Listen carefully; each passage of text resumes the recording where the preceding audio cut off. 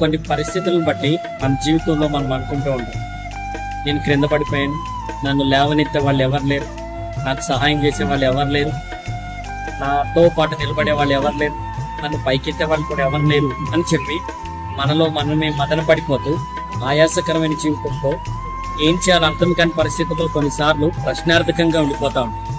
అలాంటి వారు ఎవరైనా ఉంటే దేవుడు మన కొరకు ఒక మంచి వాక్యాన్ని ఏదైనా తెలియజేస్తా ఉన్నాడు.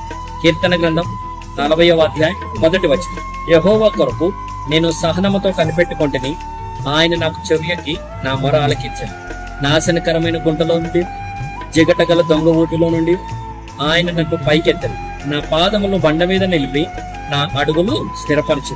దావీదు భక్తుడు చెప్తున్నాడు.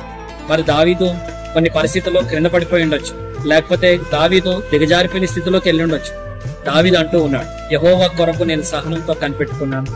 ఆయన మొర ఆలకించేవాడే కాదు, ఏమంటున్నాడంటే గుంటలో నుండి, జిగటగల దొంగ ఊబిలో నుండి ఆయన నన్ను పైకెత్తాడు.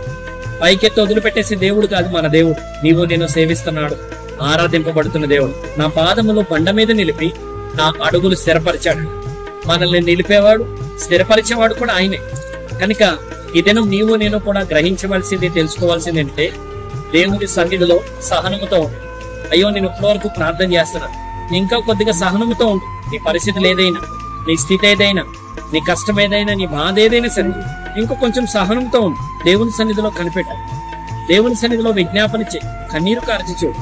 ఆయన నిన్ను పైకెత్తగలిగిన వాడు, నీ పాదములు బండ మీద నిలపగలిగిన వాడు, నీ జీవితాన్ని స్థిరపరచగలిగిన వాడు. చివరి మాట ఏమంటానంటే, తనకు స్తోత్ర రూపము క్రొత్త గీతములు ఆయన నా నోట నుంచాడు.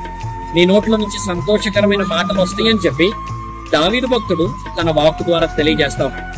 ఈ ఉదయం నీవు నేను కూడా దేవుని బిడ్డలముగా ఆయన స్థిరపరిచేవాడు, నడిపించేవాడు, పైకెత్తేవాడు. కనుక ఆయన సన్నిధిలో ఆయన కొరకు నీవు నేను కూడా సహనముతో కనిపెట్టాలని దేవుని మాటగా తెలియజేస్తున్నాడు. దేవుడు మనలను దీవించునుగా.